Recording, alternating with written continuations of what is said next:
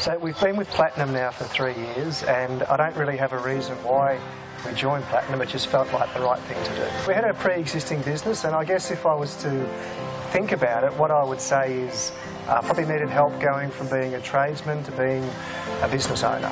John was very driven to make a successful business, and he was ready to take on something new. I felt I was very cautious and worried because things were working, but yeah, he felt he needed to move forward, and this was something that he was inspired to do. So we started about 3 years ago with Platinum, and prior to that we were very much a project-related business. So I'd do 1 or 2 big projects a year, and then we'd virtually have nothing. And so when I got on board, Alex and I looked at that, and Alex said, I don't think that's a real good way to run a business, and he was right, because not long after joining Platinum, the project work completely died. So we built a service business, and really for the first couple of years we ran it around about sort of 2 to 3 vans. Then an opportunity came for me to purchase another franchise in another area.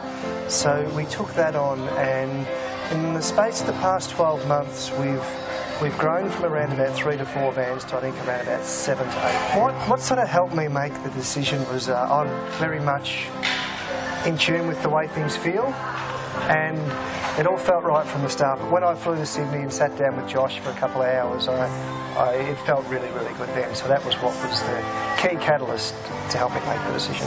A massive change is he's always been driven, but implementing the drive has been a very big thing. The amount that we've grown in 3 years compared to the prior 3 years is 300 or 400%, like it's a lot.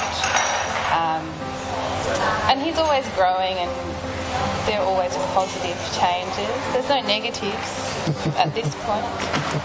I think there's no way that we could run the business that we've got now without the systems and structure in place. It just would not happen. We never used order numbers previously.